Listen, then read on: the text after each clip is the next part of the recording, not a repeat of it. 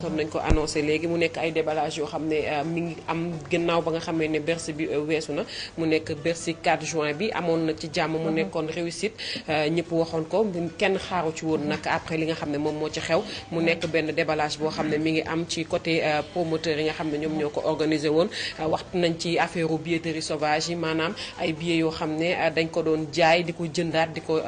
jaay ci marché noir bi wax nañ fi aussi tournage émission boo xam ne dañ ko doon def foofu tamit bu nekk tournage boo xam émission boo xam ne entrée bi payante la woon wax nañ fi tamit ci audience bi nga xam ne amoon nañ ko palais wax ci sponsor yi mu nekk wax joo xam ne moom Khadim Dia ak Tafa Dieng ñoom def nañ ko mu nekk ñi nga xam ne ñoom ñoo jiite vous et nous ak Sen Vision Art tontu nag ñëw na ci côté li nga xam ne moo nekk beneen partie bi muy ñu àndoon ak Wally mu nekk Moumi Seck nga xam ne ñoom ñoo doon gérer wàllu sponsor ak yooyu ñu dem seetaan ko ànd ak la complicité de la régie de revenir sur le plateau. Les problèmes ont commencé bien avant Bercy. Et le jour même, Wally va reproduire le 4 juin boobu noonu à Bercy. Il y a eu plus d'une heure de retard. Pourquoi? Parce que c'était fait exprès. On a dit que Wally ne va pas monter sur scène tant que Yuma, c'est Yuma la structure qui a signé avec Bercy. D'accord? Parce que c'est Yuma qui a la licence. Alors, on s'est dit qu'aujourd'hui, si Yuma ne s'engage pas à payer à Wally Seck son reliquat, il ne montera pas sur scène. Pour la bonne et simple raison que ni kundobin rey sa maam foo seen lu ñuul daw te on dit booy jëmbat da ngay jëmbat foo wóolu sooy dénk da ngay dénk ki nga wóolu. Il s'est passé des choses qu'on n'avait plus confiance aux promoteurs et là il fallait que Yuma s'engage. Et quand ils ont vu que c'était ça la solution, Yuma s'est engagé en présence des promoteurs qui ont fait le contrat qu'on vient de vous montrer et qu'ils ont signé. Et ils devaient payer le reliquat de Wally. En tout cas, Yuma était ordonné, avait reçu l'ordonnance de payer à Wally Seck le reliquat qu'on lui devait. Et quand ils se sont engagés, il est monté sur scène. Et même ce qui a été signé le jour du Bercy là, jusqu'à maintenant, à l'heure où je vous parle, ça n'a pas été respecté. Parce que Yuma n'a toujours pas payé Wally. Les milliers de Sénégalais qui ont acheté les billets, ou les milliers en tout cas d'Africains et d'Européens qui ont acheté les billets, c'était pour voir Wally.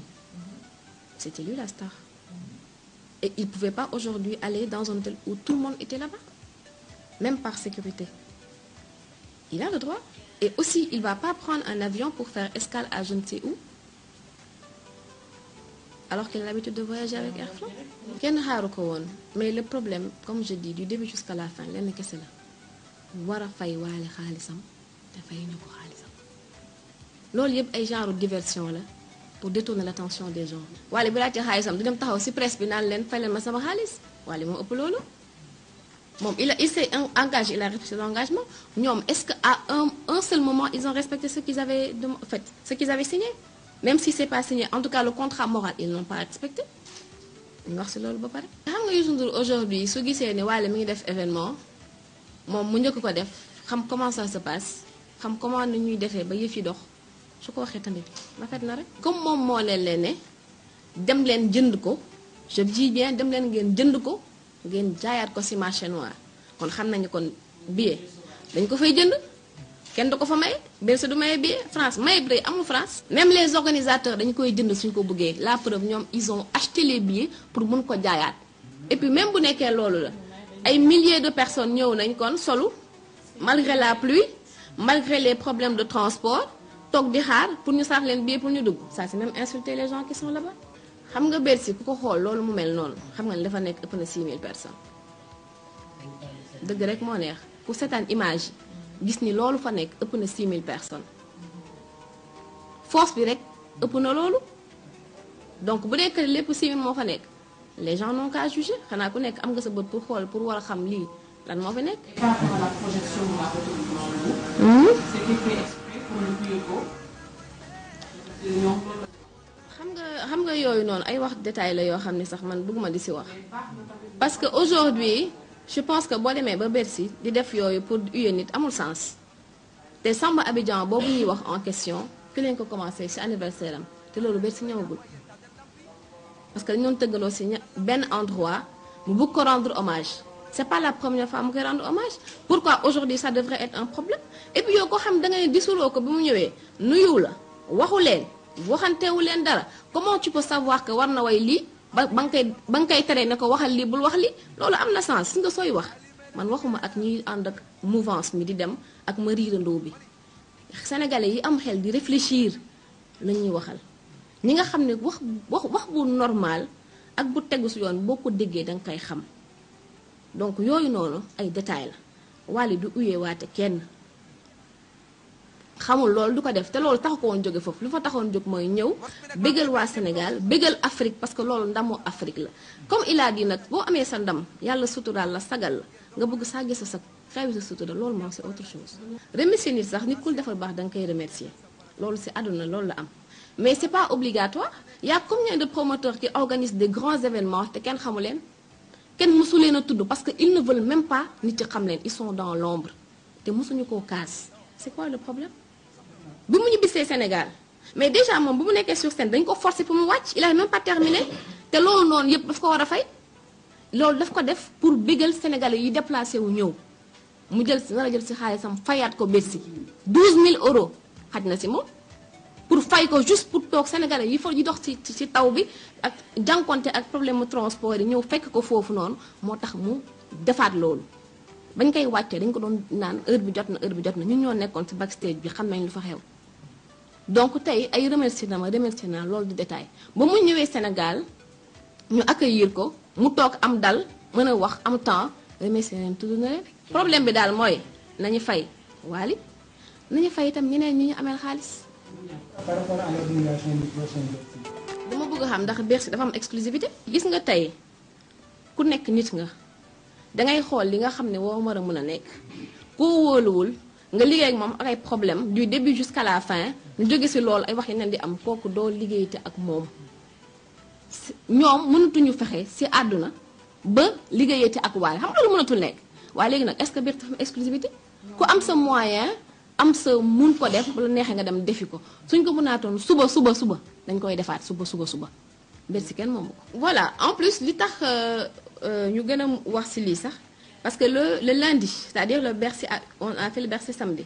lundi l'observateur en question bind que ni Wally il a réussi son pari félicité ko ñëpp kontaan ci.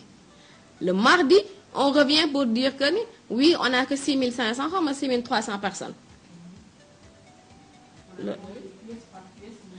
waa léegi nag xam nga loolu yëpp nag tey jii kon ça sous-entend que am na lu nekk ci biir ba ñuy wax que dañu waroon dem pour jënd ji billet yi et quand on a dit que Bougane ci jour bi la ci intervenir mais avant jour boobu xanaa loolu dañ ko effacer ci calendrier yi parce que avant jour boobu noonu pour la recherche des sponsors ñoom fii lañ toog ci bureau bi ñu waxandoo ko ba ñu waree soxla pour jëndi ticket yi c'est Alou Ndoye qui a insisté mu ñu jox ko Idi ñëw ñu jox ko 35 millions c'est mon mari en question qui lui a remis ça mu dem remettre ko Ilimane Lam et c'est selon lui si maître Moussa Mbacké la ñu yóbbu yëpp bind ko déchargé ko donc beneen jour avant loolu gis nañ leen moom ak Bougane hôtel Georges V ñu toog di waxtaan ñu foto leen ñuy wax des derniers réglages du Bercy kon xanaa boobu nag ba tey Bercy amagul woon pourquoi ñu xaar ba le 4 juin ñu doog a ne si la si doog a dugg. La Sen TV fait ràcc depuis qu'on a commencé nous c'est pas histoire d'avoir 20 euros qui nous intéresse c'est le programme qui nous intéresse et le promoteur qui est Rakhou il a loué une salle en France doo dem rek ubbi sa mbedd bi ñëw da ngay tëgg sabar il faut avoir une autorisation il faut nga dem ci salle nga produire foofu donc il a sorti son argent pour prendre en charge la salle mais pour que mu récupère de ce qu'il a mis pour prendre en charge la salle il faudrait que les gens paient c'est aussi simple que ça.